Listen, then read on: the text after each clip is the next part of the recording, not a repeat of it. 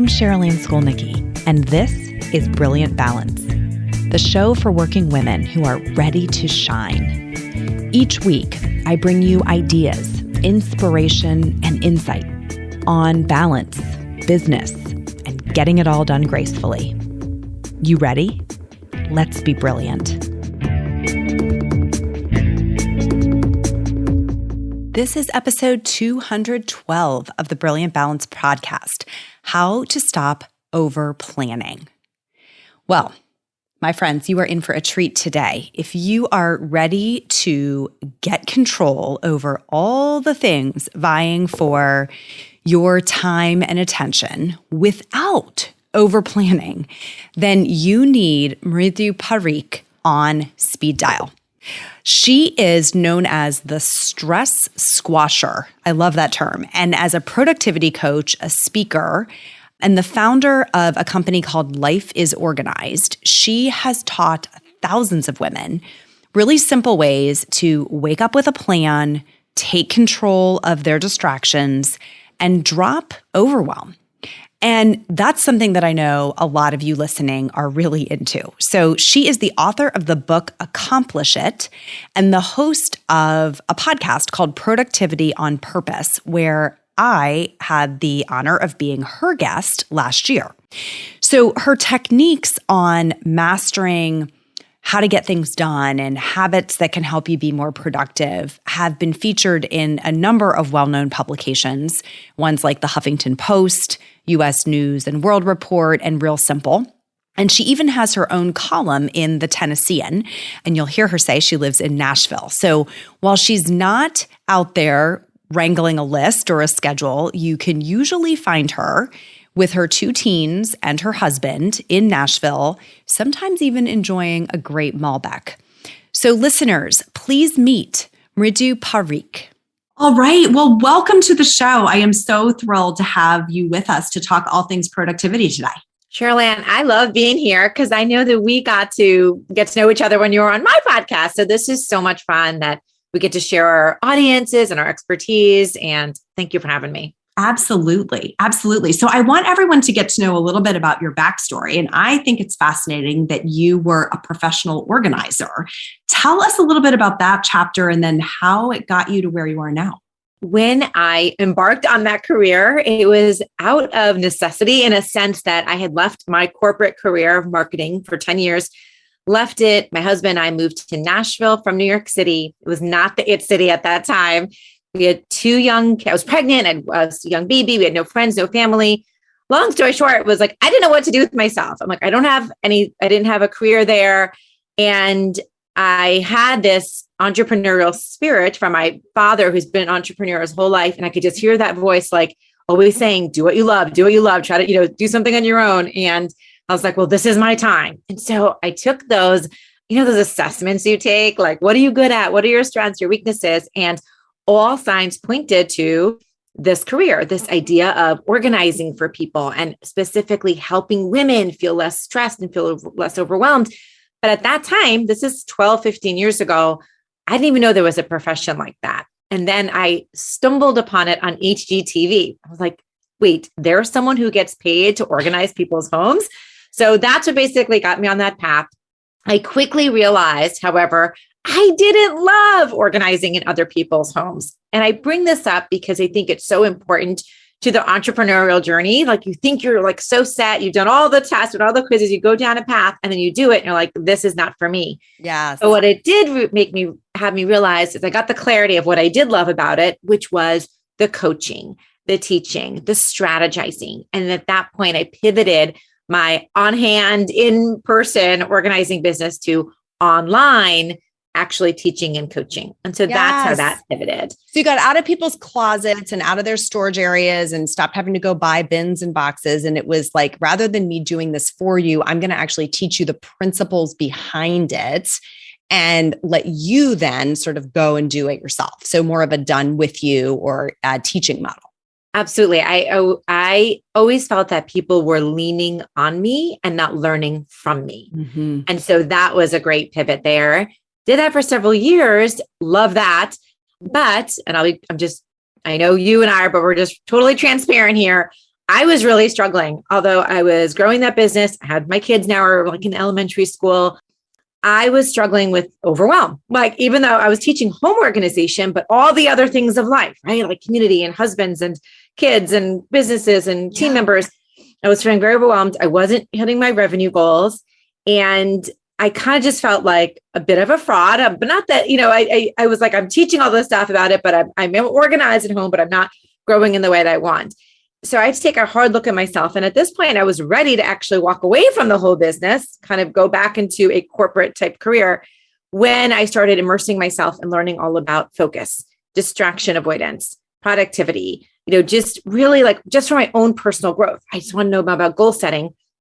And at the time, I also realized professionally, a lot of my clients were sort of asking for those same things. Like, we don't even have time to organize our house. Like, we can learn the strategies, but if we don't have the wherewithal or the time in our day to do it, it's not going to happen. And so as I was interviewing for jobs, this whole side started developing, and then I started speaking on it, and then everything just switched, and it was amazing. It's been the best transition. But again, you don't know where it's going to go, your journey.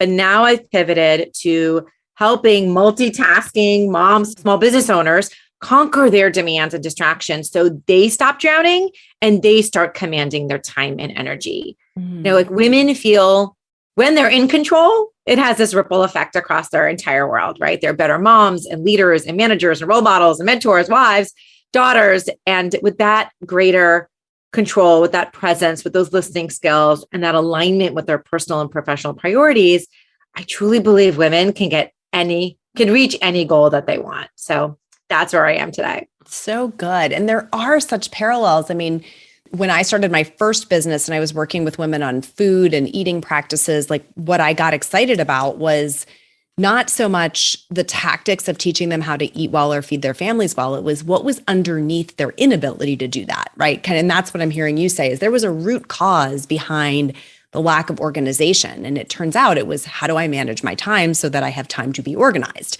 And you're like, if I solve the root cause, I might actually solve the problem I was initially attracted to. So, not everyone listening will be an entrepreneur, but I know so many women sort of at least dream about, what if I could do this thing I'm good at? Like, you were great at organizing your own home and do it for other people and make a living doing it. And this theme is something I hear over and over again from entrepreneurs, is it often starts there. It's like, that's the seed that gets you going, but then it's what's underneath that becomes the really exciting, like, playground that you can be in for years and years and years. So I love that you shared that story with us. So now planning and productivity are kind of, your day in and day out life. Tell us, why is planning so important to productivity? Oh gosh. Well, I think we could probably, anyone listening has had the time or the day or the travel or the week when things are feeling more in their control. They are moving with greater ease. You're feeling a little more joyful. And then there's the other weeks or days that it's scattered, chaotic, overwhelmed, stressful. And I bet if we look back again at the root of that, there was some level of, I had a plan in place, or I knew what I was doing, or there was something, that was grounded me in some type of foundation. It doesn't mean that every minute of every second of every day was planned out, but like, there was some type of roadmap.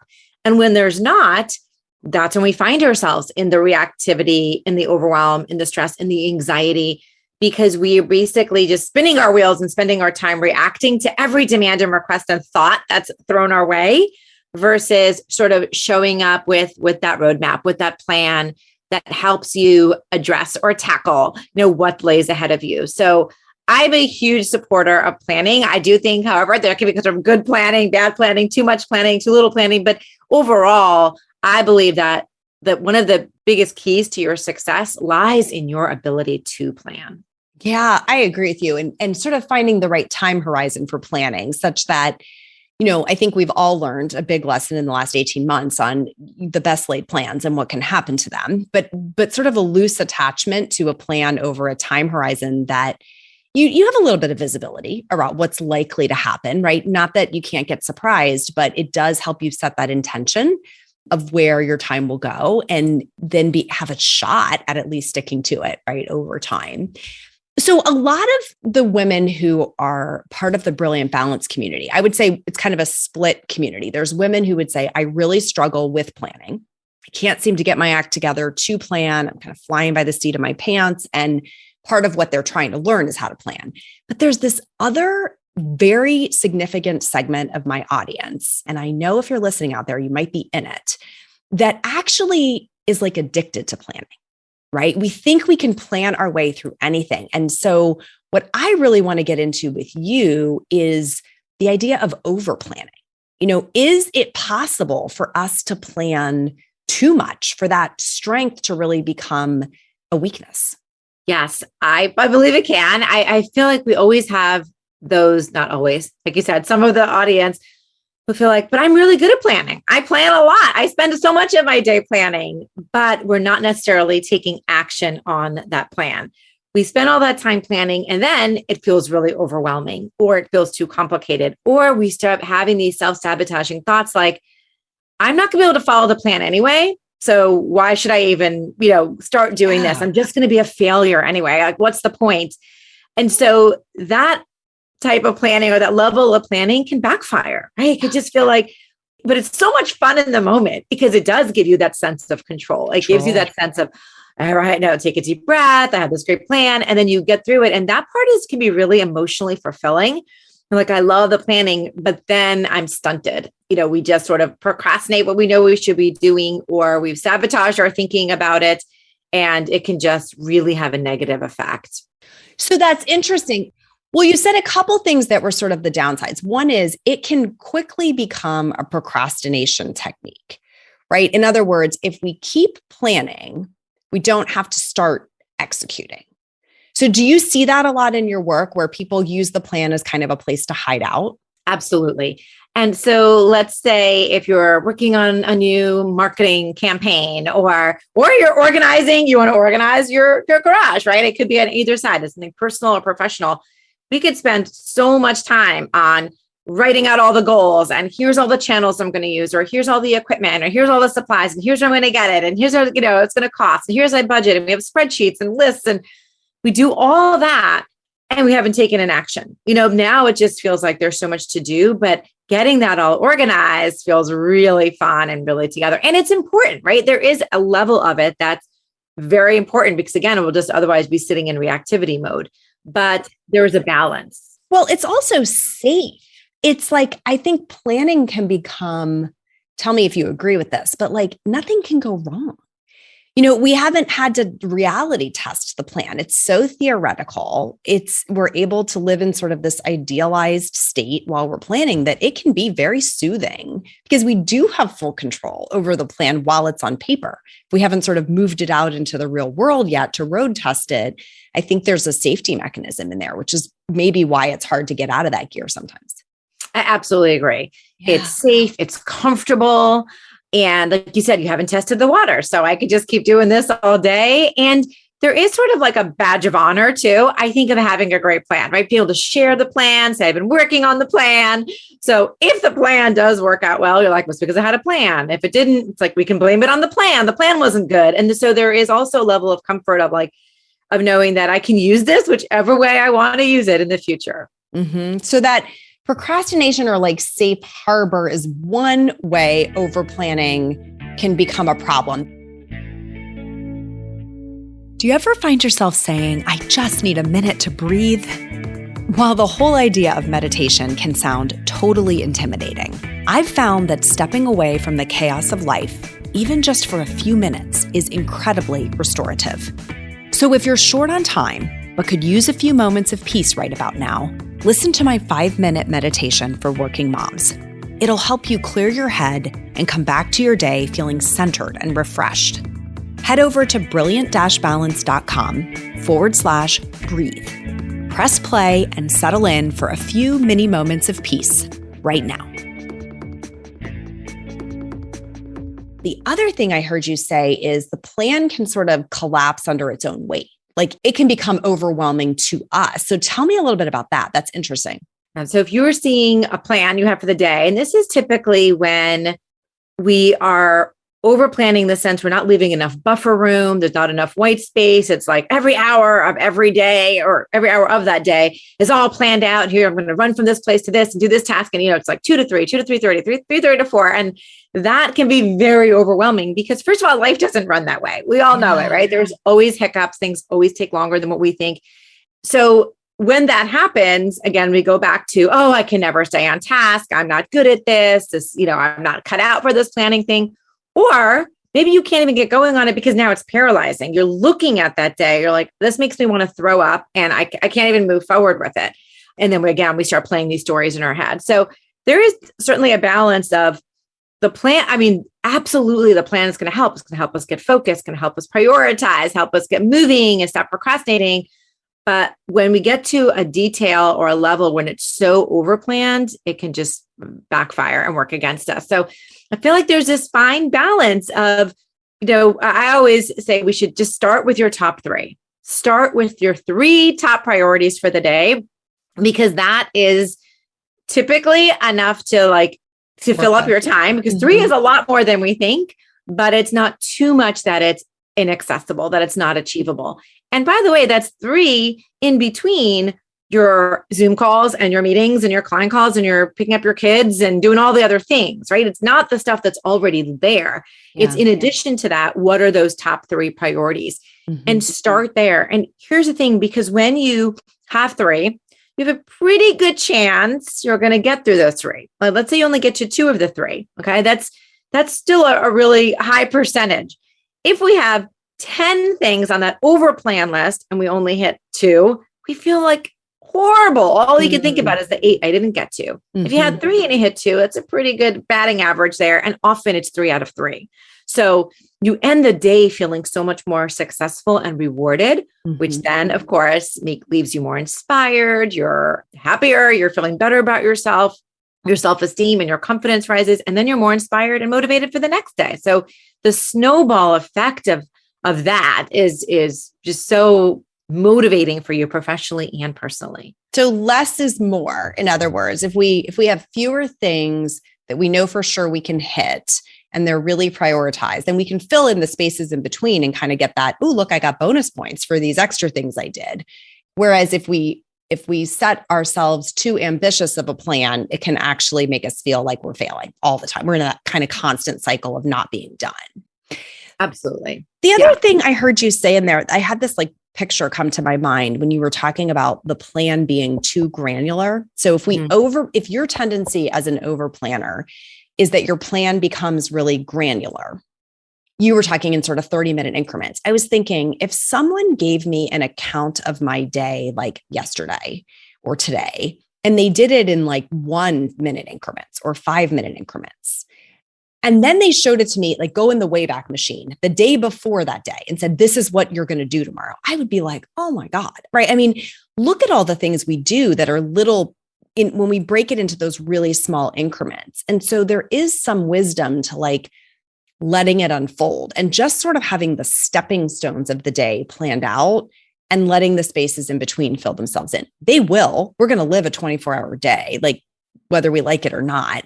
But I think it can be overwhelming to have too much visibility or too much rigor around what that could look like up front. Agreed. And it can also put an unnecessary stress on other people. Oh, yeah. Definitely clients will say, oh my gosh, my friends are so stressed out by my schedule. Or I was planning vacation for us and family, and they are so stressed out looking, seeing what I want to do. And it can really paralyze others too. It's not just you, because again, now you're putting those expectations on them. You're sort of taking out the joy. If it is like a vacation or something supposed to be fun, you're taking that joy out by being so overplanned.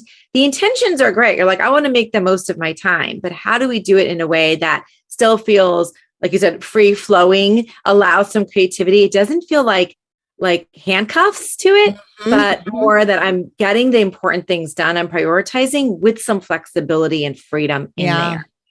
Vacation was a great analogy when you were talking about planning a trip. I mean, if you try to plan, okay, we're going to hit these 15 sites today and we have all these marks we have to hit, it takes all the carefree timelessness out of that experience. You can't really settle in and be anywhere because you're so busy trying to get to the next thing. So over planning, maybe we could say like takes the joy out of the experience if we're so fixated on what's next, what's next, what's next. That's interesting. Yeah, absolutely. And some of that, just the spontaneity, and some of that creativity, and those experiences can feel more forced than, just letting them unfold. So there is that, like I said, that balance. And I think we know it. If we can tap into our emotions, if we can tap into how we're feeling, we're going to know, does this day, when I see it on paper, look stressful? Is it stressing other people out? Is it just causing me anxiety? Do I feel like it's impossible to live up to these expectations? Does it make me want to just stay in bed because I feel more paralyzed by it? Or does it still feel like, yeah, there's stuff on, there's a lot on my plate because I'm an ambitious woman. We're driven, there's going to be stuff on the plate. It's not that it's an empty day, but does that feel more like something I can tackle, like more inspiring? Does this feel like if I achieve that, I would have a really successful day? So tap into our, as women, we have this beautiful gift of our intuition and our gut that sometimes in all that planning, we can lose, we sort of like lose sight of that. And I feel really strongly that our emotional well-being can guide us towards that. Like where does it feel good knowing that I will be successful, but I still have some of that flexibility and freedom. Yeah. So it's such an appealing idea. I'm sure people listening are thinking like, yeah, I would love to figure out how to be a little less rigid in my planning. Again, that kind of faction of my audience that's in the overplanning camp. But it can feel a little scary. It can feel like if I let go of the plan, am I also letting go of control?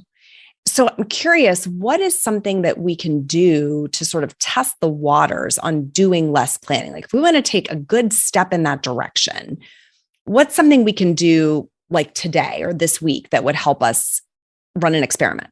So as I mentioned, start with the last, right? Start with maybe the top three of the day, but also incorporate in that plan. Now, this is part of planning, so it's in there, but incorporate some of that downtime, incorporate some of the self-care, incorporate, which could be in the top three, by the way. One of the top three might be I have to exercise today. I want to go for a walk. I want to be present with my children. That's 100% could be part of your top three.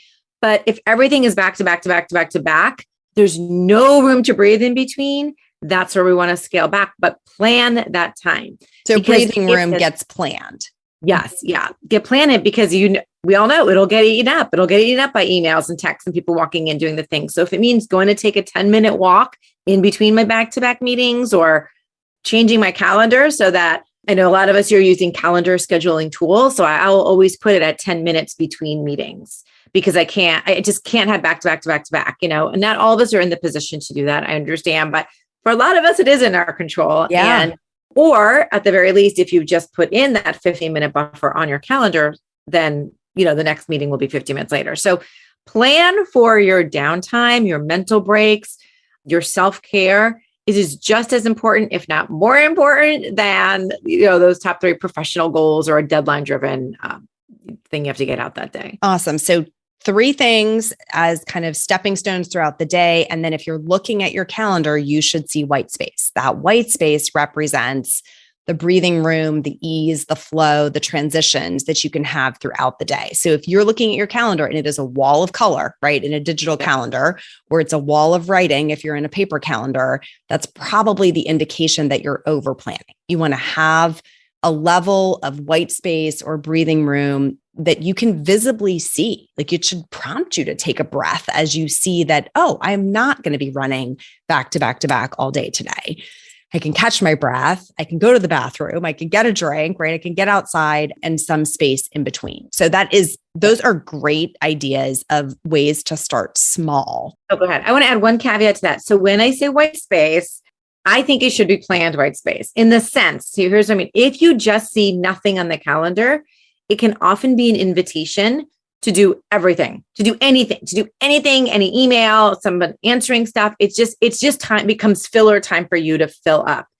If that white space just says something like, take a break, go for a walk, have lunch, it's still white space, but there is a reminder, there's a visual reminder. Typically if you're using a digital calendar, you'll get an actual reminder in your email. Like they are reminders for you to take that time as true buffer downtime. Otherwise, just the white space for me, that just means fill it up with something else, So I do think it's important to really being deliberate about that time in between. Mm-hmm. Yeah, good. That's a good point. I mean, you honestly think about this all day, every day, right? You have tons of really great ideas. And I want to make sure people know where they can find you online and get connected to some of your resources and your work. So where's the best place for them to do that? So the best way to connect is over on my site. It's lifeisorganized.com. And if you go to lifeisorganized.com/resources, I have a few resources that you might find really helpful, like how to stop procrastinating, how to get focused, how to stop feeling overwhelmed. So you can take one or pick them all. And that might just be a great place to get started and for us to connect. So great. So great. And I love bringing voices to this audience who have, they're in the same territory. Like you and I both have things to share about productivity, both have things to share about how we use our time. But the more kind of lenses and angles you can build on that problem, the more you can really extract what works for you, right? What is your own, what is kind of your personal secret sauce of how you're going to combine these different ideas into something that truly works for you as an individual. So if you're listening today and productivity is something is an ongoing challenge for you, if you're wrestling with either too much planning or not enough, candidly, either way, I think the resources that you'll find at her site are going to be really helpful for you. And please do go and take a look. Mridu, thank you for joining us today. It was wonderful to have you here and sharing all these great ideas with us. Thanks for taking the time to do it. Thank you so much. I loved it. And thanks for having me. Well, I loved getting to reprise my conversation here when I got to be on the Productivity on Purpose podcast. She and I were talking after the show about, wouldn't it be fun if we did, a reciprocal of that and had her on my show. And I'm glad that we had a chance to do it. I think this concept of over planning that we talked about today is a really important lens on productivity because it is so easy to give into planning as a procrastination technique or a hiding place. A little bit of planning is a good thing and it goes a long way. And too much planning can really start to backfire and have a dark side. And I think the topics that we got into today really illustrate that in very specific and meaningful ways. So thanks for listening. If you are new to the Brilliant Balance community and you want to stay in touch, the best thing to do is go to brilliant-balance.com/weekly, and you can subscribe to our once a week publication. That link is also in the show notes for you. And if you want to stay in touch with more work like the great stuff that you heard from today, we will link up to her website in the show notes as well. Thanks for listening. Till next time, let's be brilliant.